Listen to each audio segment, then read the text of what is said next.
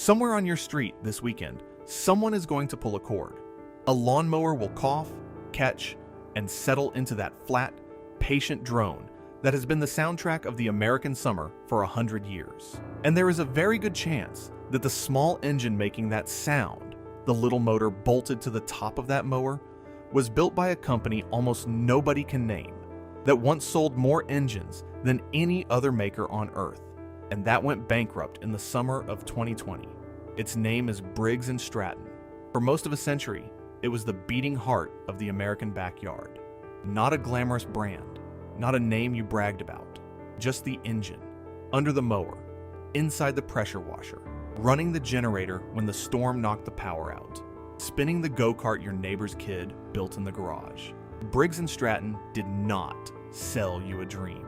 It sold you the thing that started, every time, when you needed it to. It was so ordinary, so completely woven into ordinary life, that most of the people who owned one for 40 years never once thought about the company that made it. And that, it turns out, was the problem. Because in July of 2020, the company whose engine sat in nearly every American garage filed for bankruptcy. Chapter 11. The most common engine in the country, the one in 100 million backyards, could not keep its own doors open. How does that happen? How does a company become so successful, so total, so utterly everywhere, that it powers the whole country's lawns for a century and still ends up broke? But the real story of Briggs Stratton is not just the bankruptcy. It is the story of how a thing can be everywhere and invisible at the same time. How the most dependable product in America was slowly squeezed to death from 3 directions at once. And how being the engine nobody thinks about turns out to be the most dangerous place a company can possibly be.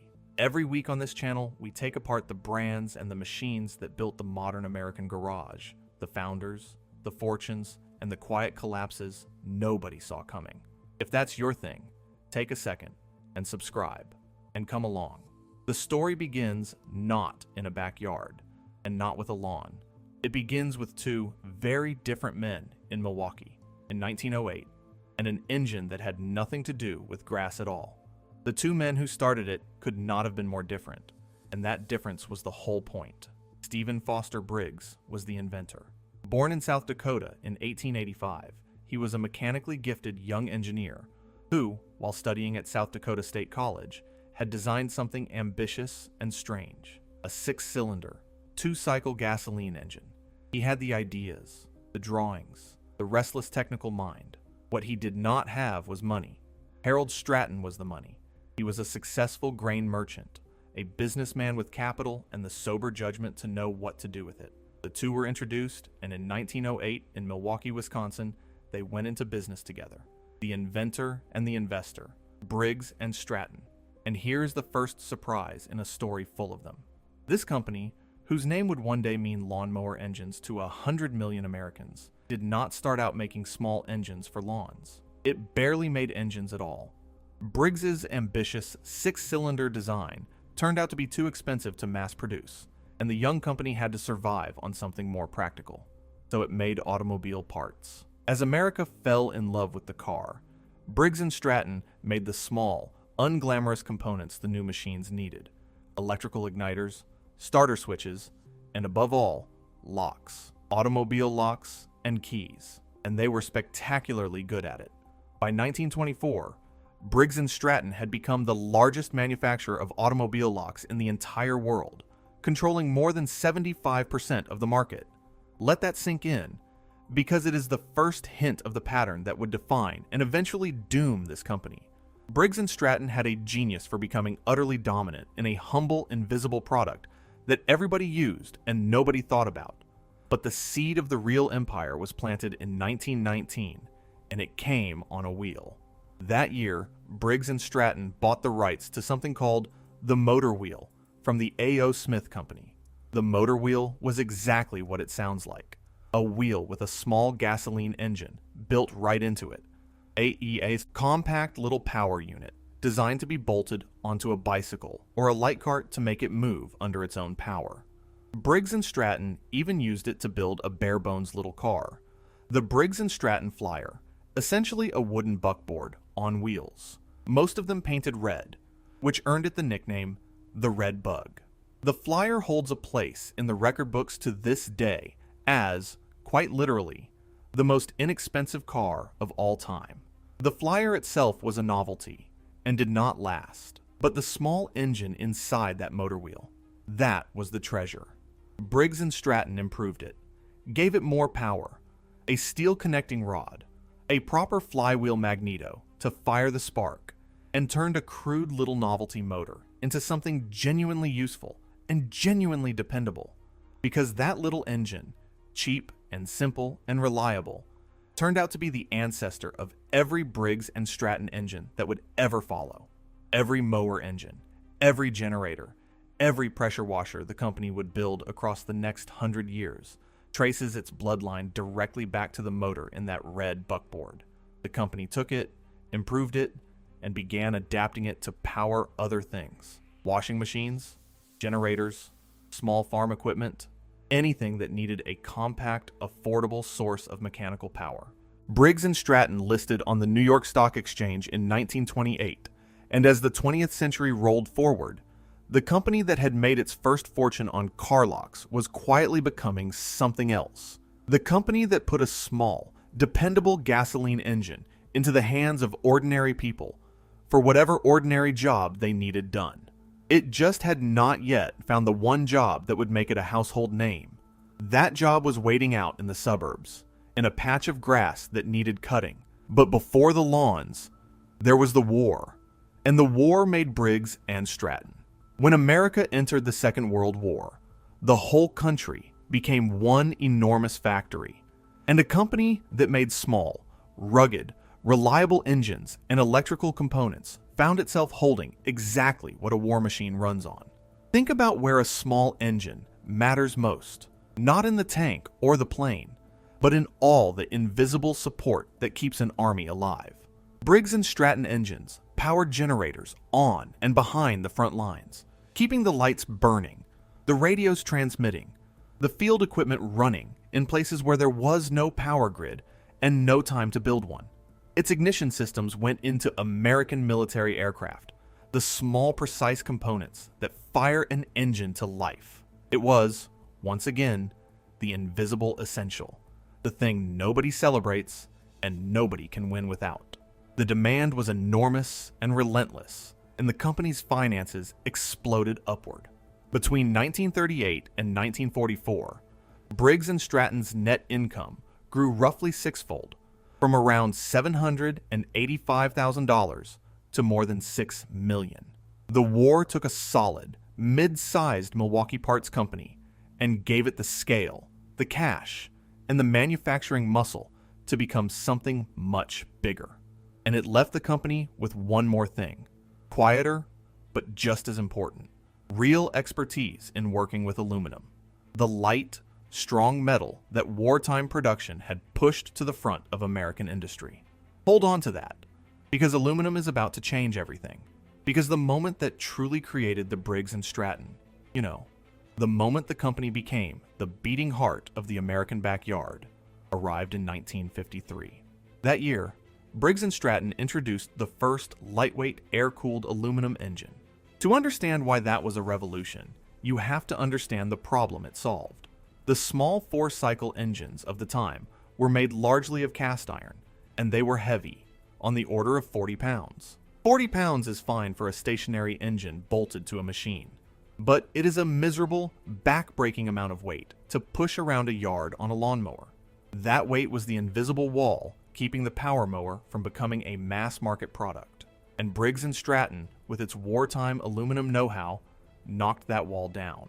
It cast the engine out of aluminum, added chrome-plated cylinders for durability, and produced a small engine that was dramatically lighter, tough, and cheap enough to build by the millions. The company patented the die casting technique behind it, and that technique became the industry standard. And it is worth appreciating what a genuinely clever piece of engineering that was, because it is easy to say they made it out of aluminum and missed the difficulty. Aluminum is light, but on its own it is soft, and the inside of a running engine is one of the most hostile places in the mechanical world. Searing heat, constant friction, a piston hammering up and down thousands of times a minute. Cast iron could take that abuse, which is exactly why engines were made of it, heavy as they were. To build a durable engine out of light aluminum, Briggs & Stratton had to solve the wear problem, and it did, plating the critical surfaces in hard chrome so the soft metal would not grind itself to death. The result was the best of both worlds. An engine light enough for a man to push around a lawn all afternoon, yet tough enough to start every Saturday for 20 years. It was, in its humble way, a small triumph of post-war American manufacturing, and the company knew it, patenting the die casting method that made it possible, a method that became the standard the whole industry copied. The timing could not have been more perfect, because 1953 was the dawn of the great American suburban boom. Millions of families were pouring out of the cities into brand new houses on brand new streets, and every single one of those houses came with something that had barely existed before at that scale: a private lawn. A lawn that had to be cut every week, all summer, by the man of the house. Suddenly, there were tens of millions of lawns in America, and a population that saw a neat green yard as the very symbol of having made it. And there, ready and waiting, sitting under the deck of an affordable, lightweight power mower, was a Briggs & Stratton engine. The two things rose together, the suburb and the small engine, each feeding the other. And there is a whole piece of American culture bound up in that sound. The Saturday morning drone of the mower became one of the defining noises of post-war life, as much a part of the suburban dream as the picket fence and the two-car garage. A well-kept lawn was a statement, a quiet declaration that a family had arrived in the middle class. And cutting it was a ritual, often a man's one uninterrupted hour of the week, alone with a machine and a simple, finishable task. Under the deck of that machine, pulling that cord, was almost always a Briggs & Stratton. The company had, without most people ever registering it, become the mechanical soundtrack of the American good life. The adoption was staggering. By 1957, the aluminum engine made up nearly 80% of everything Briggs & Stratton sold. Company sales more than doubled in just 6 years, from around $40 million to $90 million. Briggs & Stratton had found its lawn, and it was about to conquer the entire worlds. And conquer it did, so completely that the scale of the dominance is hard to even picture. Through the 1960s and 70s, the company refined the engine again and again. A better starting system here, a smoother running design there, a synchro-balanced engine, a twin-cylinder, electronic ignition, each improvement making the small engine a little more pleasant and a little more reliable, and each one shipped by the millions. Briggs & Stratton became, simply, the largest producer of air-cooled gasoline engines on Earth. Not the largest in America, the largest on Earth, a title it held for decades. At its peak, the company was building something like 10 to 11 million engines a year after year, and selling them into more than 100 countries. But here is the crucial thing. The thing that made Briggs & Stratton both enormous and invisible at the same time. Most people never bought a Briggs & Stratton. They bought a lawnmower, a Toro, a Snapper, a Murray, a Craftsman, a John Deere. They bought a pressure washer, or a generator, or a snowblower. And under the hood of that machine, made by some other company with some other famous name on the side, sat a Briggs & Stratton engine. The company was the supplier, the engine behind the brands. It powered the mowers of MTD, of Husqvarna, of John Deere. It was the beating heart inside 100 products wearing 100 other logos. You almost certainly have owned several Briggs & Stratton engines in your life. You may never once have known it. And think about what that anonymity did to the company's relationship with the people who used its engines, because it is the crack at the center of everything that follows. When you buy a Snap-on ratchet, you love Snap-on. When you buy a Makita drill, you become a Makita person, loyal for life. But when you buy a lawnmower with a Briggs & Stratton engine inside it, you love the mower. You are loyal to Toro, or to John Deere, or to whatever name is painted on the deck. The engine is just a component, an ingredient, like the flour in someone else's bread. Nobody ever walked into a store and said, "I want the mower with the Briggs & Stratton in it." They said, "I want the cheap one," or "I want the John Deere." And the engine came along for the ride, chosen not by the customer, but by the equipment maker, and chosen increasingly for one reason only. It was the cheapest, reliable option. Briggs & Stratton had built an empire on being the invisible default. But an invisible default has no fans. It has no one who will pay more for it, no one who will defend it, no one who will insist on it by name. It has only its price and its reliability, and the day either of those advantages slips, there is nothing else holding the customer in place. That was the whole business, and it was a brilliant business, right up until the exact moment it became a fatal weakness. Financially, the company soared. By 1998, sales crossed $1.33 billion, and Briggs & Stratton did what dominant, cash-rich companies do when the growth in their core business starts to slow. It went shopping. Over the years, it went on a buying spree, acquiring famous names in the outdoor world. The mowers and equipment its engines had powered for decades. It bought Simplicity and Snapper, storied lawn and garden brands. It bought Ferris and Billy Goat, and it built up its own premium engine line called Vanguard. The logic was seductive. Instead of just making the invisible engine inside someone else's mower, why not own the mower too and capture the whole profit? Move up the food chain from anonymous supplier to famous brand. On a spreadsheet, it made sense. In practice, it scattered the company's focus across a sprawl of businesses without ever fixing the fundamental problem underneath, which was that the world was slowly ceasing to want the one thing Briggs & Stratton was truly built to make. It looked, from the outside, like an unassailable American institution, the kind of solid, boring, dividend-paying company that would simply always be there, humming along under the nation's lawns forever. It had a name that had meant reliability for the better part of a century. Factories across the country, engines in 100 nations. Companies like that do not fail. Everyone knew that. Everyone was wrong.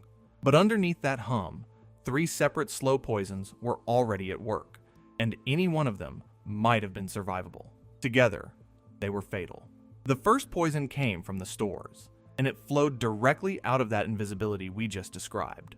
Through the 1990s, the way Americans bought lawnmowers changed completely. The local hardware store and the specialty dealer, the places where a knowledgeable owner might steer you toward a better machine and explain why it was worth the extra money, gave way to the giant big box retailers. Walmart, Home, Depot, Lowe's, the farm and fleet chains, and the big boxes had one obsession above all others: price.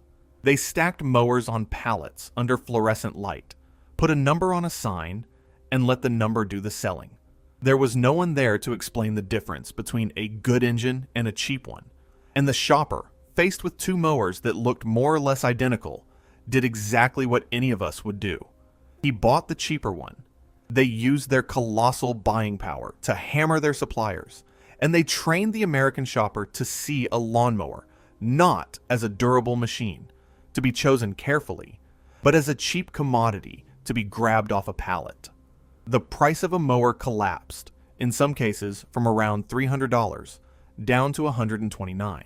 And the company's own chairman, Fred Stratton, said the quiet part out loud back in 1996, that the power had shifted from the manufacturer to the retailer, and that this shift had made price the thing that mattered above all else. When price becomes the only thing that matters, the maker of the thing is in terrible danger, because there is always someone, somewhere, willing to make it a little cheaper, and that someone was the second poison: competition, squeezing from both ends at once. From above came Honda, the Japanese engineering juggernaut, building small engines widely regarded as quieter, cleaner, and more refined than Briggs & Stratton's, and taking the premium end of the market, the customers willing to pay more for a better engine. Briggs & Stratton actually saw this coming, and, in the late 1980s, tried to build a premium engine of its own to fight back. And then, it gave up and abandoned the effort, retreating to what it knew. Because Briggs & Stratton had made a fundamental strategic choice, decades earlier, to be the world's lowest cost producer, to win on price, not on refinement. That choice had built the empire, but it left the company pinned. It could not beat Honda at quality because it had spent 50 years optimizing for cheapness instead. And it could not win on price forever either, because from below came the cheap overseas engines, the low-cost manufacturers in China and elsewhere who could underprice even Briggs and Stratton at its own game. The lowest cost producer had met producers with lower costs. Squeezed from above on quality and from below on price, the vast, comfortable middle that Briggs and Stratton owned began, slowly, to disappear. And there is a cruel irony buried in that squeeze, one we have actually watched from the other side already in this series. Remember the Predator engine, the cheap Harbor Freight clone of a Honda that quietly took over grassroots go-kart racing? That whole category of inexpensive imported small engines, sold direct and cheap, is precisely the low end that was eating at Briggs and Stratton from below. The same market forces that made a cheap tool billionaire out of Eric Schmidt were, at the very same time, slowly strangling the 100-year-old engine company in Milwaukee. One man's disruption is always another company's death, and the small engine business was being disrupted from both directions at once. Refined Japanese engineering pulling the top away, and cheap global manufacturing pulling the bottom out. Briggs and Stratton, sitting in the middle, had nowhere left to stand. The third poison was the deepest, and the company barely saw it coming. The world was starting to walk away from the gasoline engine altogether. Beginning in the 1990s, environmental concern about emissions began to build, and with it, the first stirrings of electric outdoor equipment. Battery technology, the very lithium-ion revolution we watched Makita pioneer, was going to come for the small gas engine eventually, and the warning signs were there for anyone willing to look. Briggs and Stratton, by many accounts, did not want to look. Its leadership reportedly dismissed the early green engine market as a niche, an unnecessary distraction, and kept its focus squarely on the gasoline engines that had always paid the bills. It is one of the oldest mistakes in business. The company's so good at what it does today that it cannot bring itself to prepare for the world of tomorrow. The battery-powered mower was coming for the backyard, and Briggs and Stratton, the king of that backyard, was looking the other way. And beneath all three of these poisons ran a fourth problem, a self-inflicted one: money and how the company managed it. In its later decades, Briggs & Stratton was increasingly run by executives from finance and accounting backgrounds rather than engineering, and the company embraced management strategies focused intensely on short-term financial returns. The consequences show up starkly in the numbers. From 2012 onward, Briggs & Stratton spent around $167 million on research and development, the work of building its future. In that same period, it spent about $239 million buying back its own stock. Financial engineering that props up the share price in the short term. Read those two numbers together, and you can see the priorities. The company was spending more to please its shareholders this quarter than to survive the next decade. It made a string of 5 acquisitions that never added up to a coherent strategy. It was, in a sense, harvesting the empire rather than rebuilding it. And there is a human cost to this part of the story that deserves to be spoken, because it is the part the financial statements hide. As the pressure grew, Briggs & Stratton did what squeezed manufacturers do. It fought its unions, most bitterly in a major strike back in 1983, and it moved production away from its expensive Milwaukee home to lower-cost plants in Georgia, in Kentucky, and eventually to China.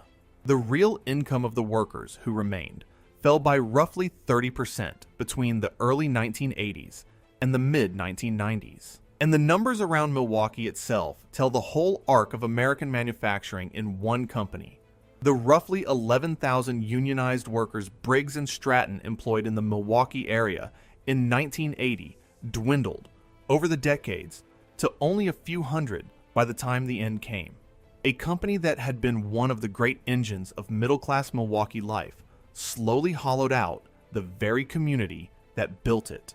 And then came 2020, and the end arrived the way these things always seem to.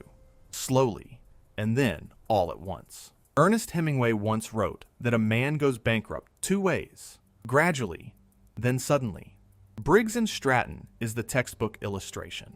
The gradual part had been running for 30 years. Everything we just described, the eroding margins, the squeeze from above and below, the future ignored, the money spent on buybacks instead of tomorrow.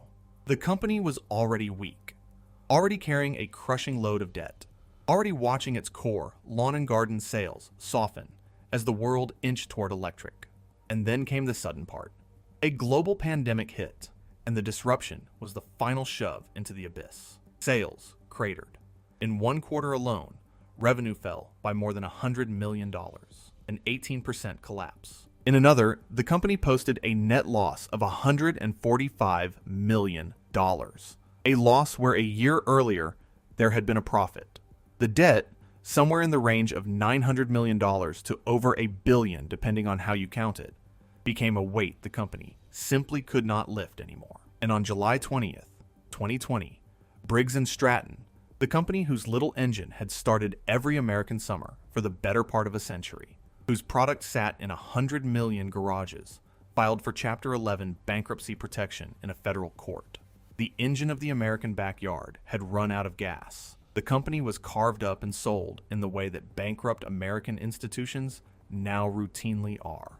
A private equity firm, KPS Capital Partners, stepped in and acquired substantially all of Briggs Stratton's assets for around $550 million. To keep the company running through the bankruptcy, there was emergency financing of nearly $680 million, and the whole thing was steered through the courts on a fast track designed to sell the assets before they lost any more value. The deal was approved that September, completed by the fall of 2020, and the company survived, in a technical sense, under its new financial owner. A 112-year-old maker, one of the most recognized industrial names in Wisconsin, passed into the hands of a New York investment fund in the space of a single summer. But the survival came with a bitter epilogue that tells you everything about the era we live in. When a company goes through this kind of bankruptcy, the people who get paid are the lenders and the lawyers, and the people who get left behind are, very often, the workers and the retirees. Briggs Stratton's pension plan, the retirement that nearly 5,000 people had earned over careers spent building those engines, was terminated. A pension is not charity. It is deferred wages, money a worker agreed to be paid later, in old age, in exchange for showing up for 30 years. And in the wreckage of the bankruptcy, that promise, like the warranty on the Craftsman wrench, turned out to have fine print after all. The retirees did not lose everything, thanks to a federal insurance program that backstops failed pensions, but many saw the retirement they had counted on diminished, capped, changed, through no fault of their own, simply because the company they had trusted had been run into the ground by people they would never meet. And then came the detail that turned tragedy into something closer to obscenity. In the days just before the bankruptcy filing, as thousands of workers faced layoffs with severance packages of less than $5,000, and as the pensions of 5,000 retirees hung in the balance, the company's top executives awarded themselves retention bonuses. The chief executive received $1.2 million. Another senior executive received $600,000. Sit with that contrast for a moment. The men steering the ship onto the rocks handed themselves a fortune on the way down, while the people who had actually built the engines were handed a few $1,000s and shown the door.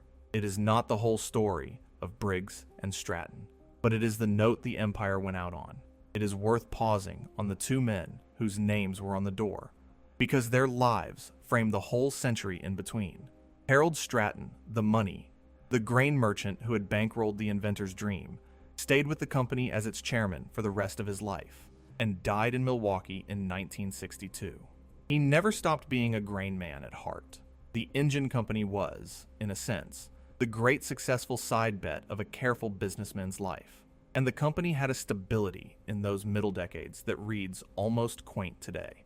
One man, Charles Coughlin, served as president from 1935 all the way to 1972, 37 years of steady hands on the wheel, the kind of long, patient stewardship that built solid American companies, and that would be almost unthinkable in the churning executive suites of the era that finally killed Briggs Stratton. And then there is the inventor, Stephen Foster Briggs, And his story reaches beyond this one in a way that is almost too neat to be true. The young man with the six-cylinder dream lived a long life, all the way to 1976, and he did not stop with small engines. He went on to acquire and build another company entirely, the Outboard Marine Corporation, the empire behind Evinrude and Johnson Outboard Motors, the engines that powered America's boats the way his other engines powered America's lawns. So the same restless inventor from South Dakota sits behind two of the great motor legends of the 20th century, one for the backyard and one for the lake, one that started every summer and one that started every fishing trip. And here's the quiet, devastating symmetry that ties it all together. Both of those empires, the lawn engines and the boat engines, would eventually meet the very same fate, ground down by the very same forces, cheap competition and a changing world, and financial owners, until they too collapsed into bankruptcy. The man built two of the most dependable engine companies America ever had, and lived just long enough not to see both of them fall. But that second story, the one about the boats, is a tale for another day, and it is a heartbreaker. So what happened to the engine in every American backyard? It is still here, technically. Under its private equity owner, Briggs Stratton still operates, still makes engines, from a base in the Milwaukee suburb of Wauwatosa, with a workforce of a few thousand, a fraction of what it once was, and a fraction of what it once was in the city that built it. Remember that arc, because it is the story of American manufacturing compressed into one company. From roughly 11,000 union workers in the Milwaukee area in 1980 to a few hundred by the end. A hometown employer that had put food on the table of generations of Wisconsin families, slowly disassembled, plant by plant, moved to cheaper states and then cheaper countries, until the community that made the engines had almost no one left making them. It has even, finally, and far too late, moved into battery-powered equipment, launching electric mowers under new platforms, chasing the future it spent 30 years dismissing. The engines still hum under mowers on streets across America, but the company that makes them is a shadow, owned by a fund, its pension gone, its founders' names living on as a logo rather than a legacy. And the lesson of Briggs and Stratton is a hard one, harder than the story of any single mistake. It is a story about the danger of being everywhere. Briggs and Stratton was not killed by one bad decision or one villain. It was killed by its own success. It had made itself so completely dominant, so utterly essential, so woven into the invisible background of American life that it stopped being seen at all, even by itself. It became the engine nobody thought about, and being the thing nobody thinks about is the most dangerous place a company can be. Because when you are invisible, you have no loyalty to fall back on. Nobody chooses you. Nobody loves you. You are just the cheap, dependable part under someone else's brand. And the moment somebody, somewhere, offers that same part for a few dollars less, or the world simply decides it wants a battery instead, there is nothing holding you up. Briggs and Stratton ran every lawn in America for 100 years, and when the end came, almost nobody noticed the company was gone, because almost nobody had ever noticed it was there.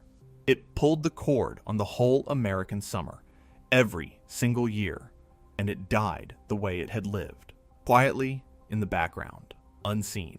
See you in the next one. And next time, we tell the story of a tool so useful it became a verb, invented by a blacksmith in a tiny Nebraska town that America loved, depended on, and then shipped overseas, losing the little factory that made it forever.